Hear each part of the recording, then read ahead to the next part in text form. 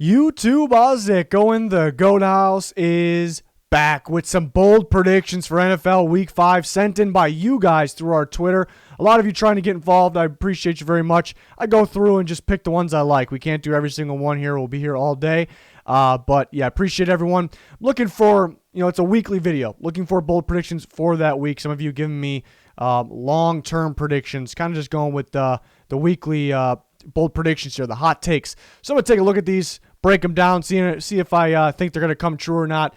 There's a game tonight, Thursday Night Football. We get to see Tom Brady, a prime-time Tom Brady, going to Sloppy Soldier Field and playing a good defense in the Chicago Bears. I'm excited for this one. We need a good Thursday night game. It feels like it's been a bit. So really excited about this one. Follow the Twitter. We live tweet and give you my takeaways throughout that game on that Twitter. And this is Twitter's also how you get involved in these types of videos.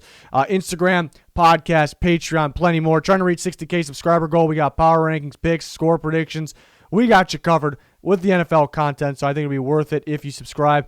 And we appreciate you very much. That Patreon has a bunch of extra content. You'll find a link down below, as well as that Twitter link, any link that you need, description and comments there. But junior score predictions are already up for this week. My locks/bets of the week. We added something new where I take a look at every single underdog and kind of give them the percentage they have to win the game. So if you're thinking about taking money line, maybe that can help you out a little bit on some games.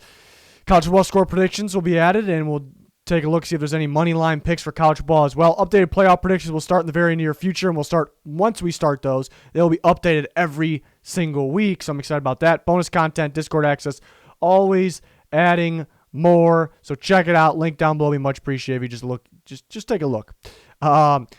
So we got two people on this first one. So usually when I look through these tweets, some of you always have a pretty similar one. And I usually take whoever worded it best for this video, or if it's worded the same way, I'll look who tweeted it first, at what time. So these two guys here, Daniel and Keegan Jones, tweeted pretty much the same thing at the same exact time, so I had to throw them both in here.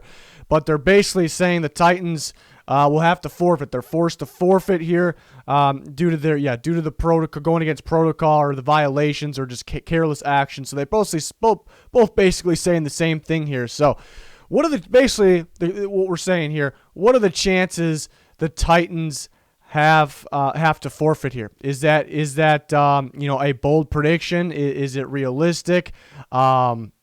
I'm gonna say, or how hot is this? I'm gonna say it's actually pretty piping. I don't think they forfeit. It's sounding like forfeiting is becoming less and less likely here, so that's why I'm saying it's piping hot. But why? You take a look. Well, there's multiple reasons. So the Titans come up with the COVID, and then after that, the NFL did advise, or somebody did advise them not to to stay quarantined. They're still trying to investigate that. Apparently, they were not advised until after a few players got together and started to do a workout. Just try to get prepared in case they had to play. Apparently they advised them after that. Either way, advising is a little different than, I guess, banning banning players from working out together. And there was no rule in place in the protocol. Even more important, this is the more important part here, because that is still under investigation, everything in there, the specifics, the facts. But this is more important for the NFL's COVID policy, their protocol. Forfeiting a team was not an option, and this was released to the teams before the year, so that the players, they all read this over. Forfeiting was not an option. They just added forfeiting an option after the fact, after all this, after the Titans tested positive, after they were working out together, after they tested positive, they added forfeiting then. So that's why they cannot, really the NFL, they could get pretty harsh and just still forfeit them. So I would say it's higher than a 0% chance. But that would be really harsh. It's after the fact, let's say, and this is where people will probably get mad about this, because let's say a team does something like this in the future. Just pick a team. A Vikings fan, let's pick the Vikings. It doesn't really matter. But say the Vikings come up, some guys have COVID, and then the players start practicing together afterwards, and it makes more of an outbreak there. It spreads. The Vikings in that case will be forfeited a game. They will be, for sure. Because, and people may get mad, like the Titans, how come they get special treatment? Really not the case. If that was in the protocol, if forfeiting a game was a punishment for this, in the protocol, in the policy, they would have made sure that this didn't happen. They kind of didn't really care because they thought playing a game versus no punishment for doing this was more important. So I think it makes sense. I think that they won't be forfeited. Another thing is, forfeiting's not going to be fun for everybody. For the Bills, I guess, get a free win, but players don't get paid. And then you take a look at, the Bills will probably be tied with somebody record-wise, and you're going to think you're tied, and maybe the Bills got the edge when they got a free win during the year, or they're going to, somebody will be out. Maybe they have more of an edge over the Patriots because of that. So it affects more than just the Bills and the Titans. You look at the AFC South. What if the Colts, example, a lot of season left, but the Colts and the Titans are tied? And somehow the Colts get the tiebreaker, or the Colts just beat them by one game. We're going to look back. The Titans had to forfeit. So there is a lot going on, more affected than just the Bills and Titans. It's more than about punishing the Titans. They may find a way to punish the Titans. It's not going to be as extreme as people once thought. They can't really forfeit them, though, because it's the NFL's fault. They should have had everything in place beforehand. We kind of assumed they did because they should almost expect this.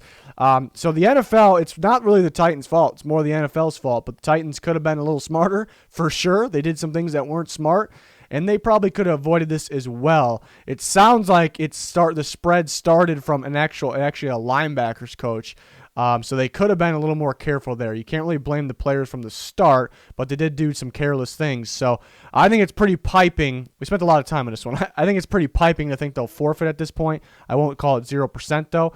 Next from Joseph, Justin Herbert out-duels Drew Brees in a shootout victory at the Dome. So we got Chargers at Saints Monday night. And I'm starting to think it's actually a better game than I once thought. It's a game that could go either way. I think a lot of us are picking the Saints, including myself.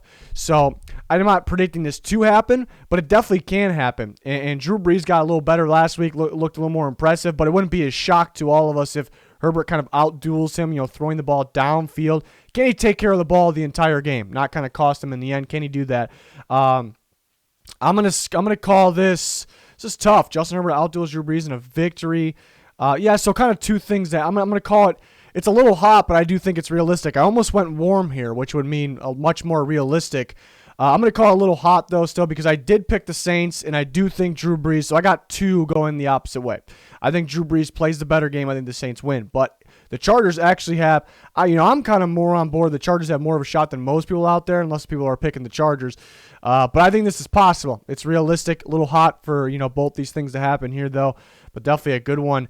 From Colin Crislip here. Kyle Allen throws 3 interceptions, and Ron Rivera puts in Alex Smith versus the Rams this week. Kyle should have never been starting in the first place, but still. So he's predicting that Kyle Allen struggles. We'll call it that. Kyle Allen struggles a bit. First game starting for the Washington football team here against the Rams, and then Alex Smith is forced to come in. This is a good one, too. It's definitely kind of a lot of people kind of talking about this here. It's still really tough for me to see Alex Smith to get in the game. I would be pretty, I'd be pretty scared as a coach, putting him in. What kind of hit can he take? I'm not really doubting the guy, but what kind of hit can he take? Be a little cautious there, but he is second string over Haskins. And if a guy is just really struggling, it's hard to keep him in there. So if Kyle Allen, he kind of just gets thrown in there now in somewhat of a bad situation, you're playing Aaron Donald, you're playing a really good Rams secondary, it's possible that he can start struggling. I think this is pretty piping still. I just don't see. I think the main part, I don't see Alex Smith coming in the game. I just don't. So that's why it's definitely on the piping side here, but. I could see Allen struggling quite a bit here against this Rams team, but I still don't think he struggles that much where you absolutely have to pull him. I think even that alone is pretty hot take there. Next from Lewis here, after Quebec Steelers, after Bill O'Brien, because he got fired last week, it's time for Adam Gase and Dan Quinn to get fired after a horrible 0-5 start. So he's saying basically the Jets and the Falcons are going to lose. That means they're going to be 0-5. These guys need to get fired here. So it's kind of a two-parter, but I like this because, I mean, we've kind of been talking about this stuff every single week. It's almost like the time is here. So we kind of got to give two answers here. The Texans weren't really afraid to do it with Bill O'Brien. Right off the bat, Dan Quinn. If Dan Quinn loses this game, if the Falcons lose this game, I'm actually going to call that warm. I think he gets fired. I think if and that's my opinion, but if the Falcons lose to the Panthers, I think Dan Quinn's gone. I think 0-5 start, that label alone is probably enough for the Falcons to be like, okay, it's time. But then you look at losing to the Panthers, kind of a division rival, you're home. It's a beatable team. The Panthers are kind of getting hot right now, but it's definitely a team you think you're better than if you're the Falcons, and you should be able to beat, especially at home. And just being 0-5 on top of that, all that put together. Looking at you just played the Packers, maybe the hottest team in the NFC. It was Monday night. You weren't going to fire your coach. And then it's a one day shorter, but a short week. Just switch to a different guy. Especially playing that really good Packers team. So now this is the game. This is the one. So, I can answer this multiple ways. I think if they lose, I'd call that warm because I do think he's fired. But I actually picked the Panthers, but that game can go either way. But so they have to lose, and Dan Quinn needs to be fired for this to come true. But I do think it's pretty realistic there for Adam Gase. They can beat the Cardinals. I picked the Cardinals to win, but they definitely can beat them. Joe Flacco in. Who knows? Maybe Flacco is better than Darnold right now. Yeah, there's a reason that Darnold's starting, though, obviously. Le'Veon Bell's back. The Cardinals are struggling. Also factor in, how did the Cardinals game plan for a Flacco-type team? They don't really have any tape on him on the Jets. They don't really have much with Le'Veon Bell as well, and Le'Veon Bell with Joe Flacco, so it's somewhat of a tough task, tougher task for the Cardinals and the other teams that have been playing the Jets, the Broncos, the Colts, there's other teams that play the Jets. It's a little tougher, but you do expect it's really unacceptable if the Cardinals can't win. But I'm predicting the Cardinals to win, but I think it'll be closer than people think. I think the Jets have a shot here. So let's say that, as predicted by most of us, the Jets lose. Adam Gase gets fired. What are the chances here? I don't want to go piping, but I'm close to. I'm going to go hot still. I do think it's still hot. Adam Gase should be fired. But I think, with the amount of injuries and having to throw Joe Flacco in there, Le'Veon, there's too many excuses there. Even though I'm dumb. I mean, I was never giving him a break. Really, I didn't like the hire in the first place. So for me, yeah, he should have already been fired. But for them, do I think it actually happens? I don't think it happens yet. I just don't think so. I think I don't think he's going to last more than this year. But I guess he has some excuses this year with the injuries, and now Flacco's getting thrown in there. So I do think it's hot that happens. So we got a two-parter there. From Dylan Noel, Bears continue their struggles. Again, the Bears-Buccaneers tonight. Really looking forward to that here Thursday night. Bears continue their struggles from last week, and Nagy's job becomes in jeopardy. This is pretty interesting. A lot of Bears fans calling out Nagy. I think a lot of people in general calling out Nagy. Not the best week last week. But at the same time, it didn't really look like Foles was prepared. I do blame the Bears for that. I think, honestly, I think he, like I said in the offseason, he should start week one, then he'd be more prepared at that point. They didn't have the toughest schedule to start, so they could have got away with, preparing them in those games. But yeah, Nagy's play calling was kind of questionable last week, definitely. And they just really, it's his fault when they really can't get things going here. But the Bears could struggle against the Buccaneers. The Buccaneers are a good team. Let's mainly focus on Nagy's job becomes in jeopardy here. And this is tough to answer because I think you could agree that it could become in jeopardy, but he still doesn't get fired. It's just kind of at the end of the year he could. So I don't really know how to answer this. I like this because it's definitely an interesting talking point right now in what's going on. And they very well could lose to the Bucs. They very well could beat the Bucs. But so this could be a topic again as we, after tonight.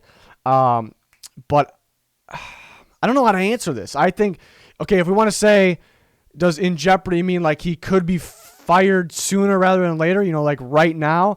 I think that is, I'm going to call that piping. I don't think Nagy gets fired now. I think it's I don't think Nagy and Pace are on the same page. I think if they lose and the offense struggles because it looks like, like it did last week, like Foles isn't ready kind of type thing, I think there's going to be pointing fingers. I think it's going to be like, well, Nagy shouldn't have made the switch yet. He should have stuck with Trubisky because Foles wasn't ready. You're definitely going to be able to argue that side. But then the other argument is that, I think I really believe, this is my opinion, but I believe Nagy wanted to start Foles from week one. I think Pace was kind of pushing for the guy he drafted second overall. Remember, Nagy wasn't there when they drafted Trubisky. He was with the Chiefs. So I think there's going to be more of, Nagy saying, almost more of Nagy pointing the finger at Pace. Like, if you would have let me start this guy week one, if that's the case, it's a little bit of a mess over there. I think those guys are on two different pages based on the way they've been drafting, too. I don't know if they've really supplied the right pieces, talent for Nagy through the draft. They go out and get Cordero, which he's a heck of a weapon, but they're trying to put Band-Aids on the offense through these small pieces in free agency. So, missing Cohen's pretty big as well. So I think, in terms of Nagy being on the hot seat right now, like getting fired a week or two from here, after this game maybe, I think that's pretty hot. But, if we're just talking in jeopardy, like he may not have a job at the end of this year, then I think that's almost warm. So you go from one extreme to another. I think if they don't get to the playoffs, after starting 3-0, I think he could be gone. So this is definitely an interesting one you can debate. But I think, he won't be fired mainly right now because I think there's going to be some even blame between Nagy because of his play calling, his play choices, and Pace for kind of not letting Nagy. If that's the case, that's kind of what it feels like. I know some Bears fans think that.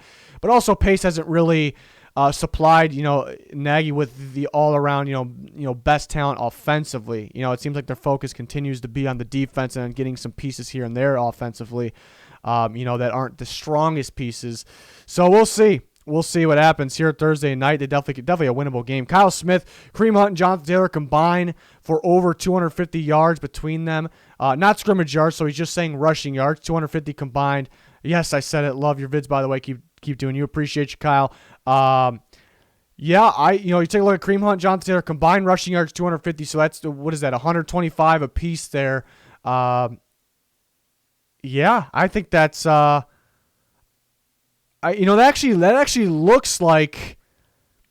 actually looks pretty bold, like when you first read through it. But you really think about it, I think that's actually kind of warm. I think it's going to happen here.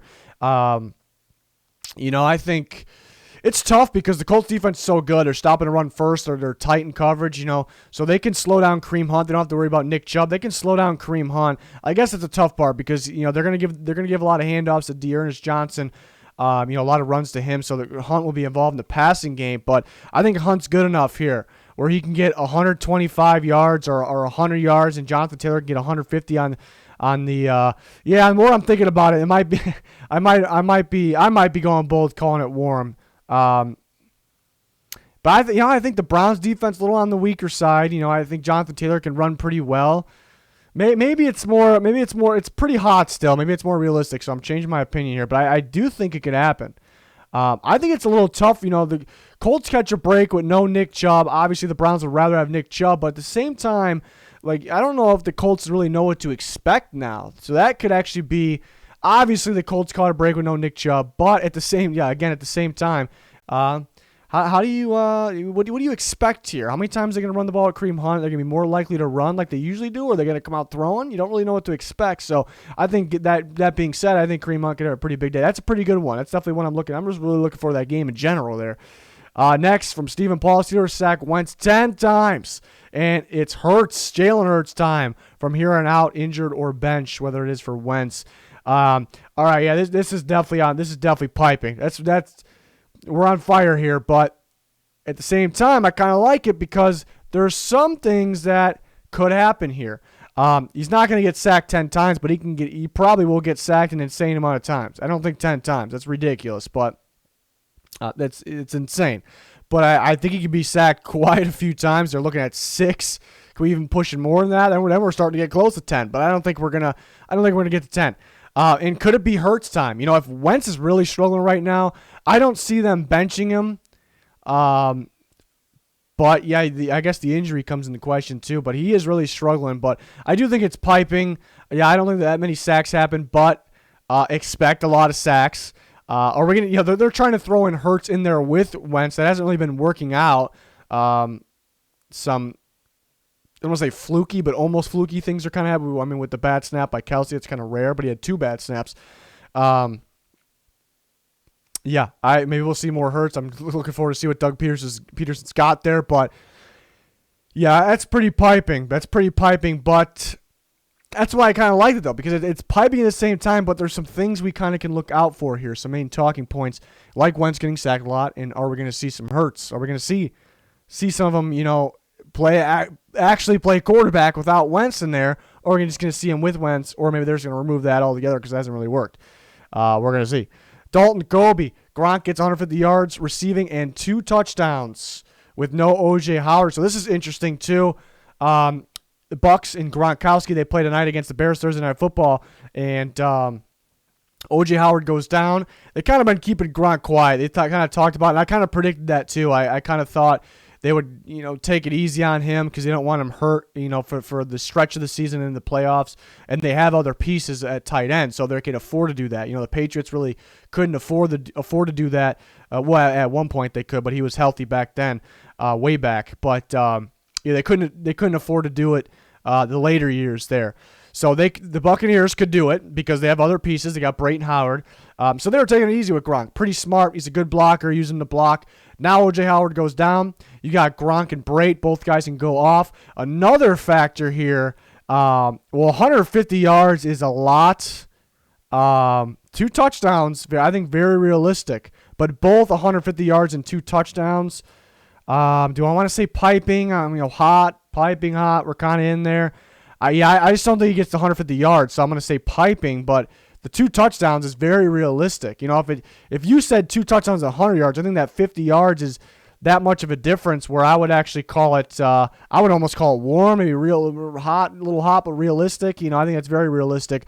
And another thing I look at, a factor here, I think you can kind of scheme the tight end to get open against the Bears. I think they do a pretty solid job on the outside covering the receivers. I think you can get tight ends open on the Bears. I think Roquan Smith's been pretty good in coverage. Andrew Faith has been struggling a little bit. I think you kind of can scheme those things up there, especially having, even though it's tough not having O.J. Howard, but having Brate and Gronk. One of those guys is bound to go off tonight. That's what I'll say. One of those guys is going to have a pretty big game, maybe bigger than a guy like Mike Evans. Maybe it'll be combined, maybe a little bit of split action there, Gronk and Brate. Gronk, I think it is realistic to think he'll get around 100 yards and 2 touchdowns. I think that's very realistic. 150 is pushing a little bit because, again, I think they'll use Brate quite a bit as well. That's an interesting matchup to watch. The tight ends versus the Bears here tonight. Next, Braxton Kendall, Seahawks and Vikings combined for over 70 points. If you watch my score prediction, I had them combining for over 70 points, so I'm going to call it warm. Maybe that's a little bold of me because 70 is an insane amount of points, but I was predicting that as well, so I think it's definitely realistic. I think some people would probably call it a little hotter, a little warmer than warm, maybe a little hotter. But yeah, I look at that matchup, and it's just, the Seahawks can score that, and they can help get that 70 points. Obviously, they're not going to do that alone, but they're going to help. They're going to do their part getting that 70 points no matter who they play. So I really don't have to go in detail about that. It also factor in the Vikings defense has been struggling with their interior and their cornerbacks. So they can run, they can throw on them. But the Vikings, a team that everyone's a little iffy on, they only have 1 win. They've looked bad for a good portion of the early season so far. But the offense has been pretty darn good. It struggled against the Colts. Colts are one of the toppers, the top defense in football. Seahawks, not so much. Joel Adams also out. Vikings also have, they have Dalvin Cook, the leading rusher in football. They have Thielen and Justin Jefferson really get going. They got the weapons there. Kirk's getting a little better since that Colts game. What is the one thing that slows down the Vikings offense? Vikings offense actually seems pretty good right now, but what is that thing that will make the Vikings offense just not, be themselves? And that is the offensive line, because it's a poor offensive line. Maybe it's getting a little better. Looking at last week, what the Texans don't really have the best pass rush, but and getting pressure on Kirk and not allowing him to do his thing, and that kind of makes them one-dimensional. But Seahawks are not getting good pressure. I would look out for their interior could get decent pressure here, but in general, the Seahawks don't get enough pressure, so I think the Vikings actually match up well offensively. Again, the Seahawks match up well against the Vikings, pretty much anybody. So that's why I think both teams should be able to use their playmakers and score a lot of points in this game. So that's what I'm thinking. So I think that's warm. Cameron Sutter, the Bengals will give up 2 or less sacks against Baltimore. Bengals offensive line, we know it's probably the worst in football. Up until last week, it played very well. The Jaguars couldn't really get any pressure on Joe Burrow, and that allowed him to do his thing there, allowed Joe Mixon to get going even as well. But yeah, it just allowed them to play their game to the fullest, So impressive. Maybe they're getting better. And I do think they have some young guys that are getting better, but I think it is mainly they play the Jaguars. The Jaguars don't really have any interior pressure. That makes the edge guys, it's harder to do their job. But they did shut down their solid edge guys. So that, credit to the Bengals offensive line. Going against Baltimore, Baltimore doesn't really have the best, the Ravens, that is, don't have the best edge rush presence. Judon, kind of has the big moments here and there. They do have a pretty good defensive line. They don't get an insane amount of pressure with their actual, pressure players. Their defensive line. They run more of a 3-4, but you know what I mean, the 4 guys there. But they are a really good blitzing team. Now, they couldn't really do it against Mahomes because Mahomes kind of outsmarted them. Can Joe Burrow do it? Sure, he can do it, but we're not going to see Mahomes out there, obviously. And the interior pressure is what will affect the Bengals. Jaguars don't have interior pressure. Baltimore will blitz the interior a bunch, and they got guys like Calais Campbell on the line as well. So I'm going to say this is piping. I think a good amount of. Actually, the more I talk about it, I'm keeping it piping because I do think 2 sacks is nothing here again in a game like this. But blitzing in the interior, it's gonna be pretty clear it's coming to Joe Burrow. He's smart, even as a rookie. He's smart. He's gonna see it coming. He's gonna know when it's coming most of the time. Maybe not every time, but even then he'll see it coming. So it might not become a sack, is what I'm saying. It might just be a quick throwaway. So it might just affect him more than sack him. But 2 times is pretty low. So I'm gonna call that piping still. But it might just force a lot of throwaways, or maybe force him to do some, try to throw the ball in some tight areas. But the Ravens have the corners, remember, to not allow guys open early. Sometimes when pressure comes so fast, like blitzes, sometimes it still works out because the receivers are just open so quickly. I don't know if even though I like the Bengals receivers, Ravens corners, I don't know if they'll allow that. Sanjay Ayar, Jarvis Landry throws more touchdown passes than Phillip Rivers. Pretty interesting. It sounds wild. It sounds actually crazy. But Jarvis Landry did throw a touchdown pass to Odell last week, and they had a couple interesting plays, couple trick plays, so they're not afraid to go there. Now they're playing the Colts defense, statistically the best in football right now. They may have to go there. They may have to go there again. Phillip Rivers has really not been playing good. The defense has been holding him up. He's been really struggling. They're struggling in the red zone. He's not really struggling, but he's off target on some throws. We know he's been taking care of the ball, but we know he has capabilities of throwing some picks. Will he get in the end zone? Will they rely on Jonathan Taylor or Hines to get in the end zone a little more? That's kind of the question. I do think this is piping. Obviously, it's very likely Phillip Rivers had more touchdown passes because first off, he's the quarterback. He's throwing every passing play, and then we need Jarvis Landry to actually do attempt the pass. So it is extremely, extremely piping. But it's interesting, like I said, because Landry did throw that touchdown pass last week, and Rivers really isn't necessarily playing that great, but I think he could step up in this game going against the Browns defense, and he'll definitely have some scores here. But it'll be a really good game. They got to finish in the red zone. I'm very confident that Phillip Rivers and the Colts will get to midfield and a little bit past. Can they get through that? Can they get the ball in the end zone enough times to win this game? That's what I'm looking forward to here. Next, from Cell, Joe Flacco has a throwback elite game and cements himself as the starter going forward. Kind of a two-parter here. I wish he didn't say elite game. It's kind of fun. Because I don't think he's gonna have that Joe Flacco elite game, but I think he can play if you would have even said a great game, that would have been. I think that would have been a little better here. I think he can play a great game, and cement himself as the starter. I wouldn't say piping, but I'd still call it hot because first Joe Flacco has to play a great game, but it's doable against a struggling Cardinals defense, and they need to put him, if they win their first game and it's with Flacco and he looks really good, you may say they have to play him, but they're still trying to figure out if Darnold is the guy, so they may put Darnold back in if Joe Flacco plays that good, but to play a elite game and cement himself as a starter, and that would mean he would have to win as well. The way he worded it, I'm gonna have to say piping, so I gave you 2 answers here on that one. And then this is the last one, Tua Goat Vailoa, I can't even say it. Tua Tagovailoa, Goat Vailoa, or I guess it is. I guess I can't say it. Tyrone Hero MVP. That's his name there. All right. Obviously a Miami sports fan. Fitz has a tragic, I almost said magic, tragic game. Then Tua comes in and wins the game for the Finns, becoming the starter the rest of the year. I think that time's almost here. For Goat Vailoa. To come in. I wish we just saw him last week, honestly. They had a shot to win that game. Fitzmagic, or it was a little Fitztragic last week.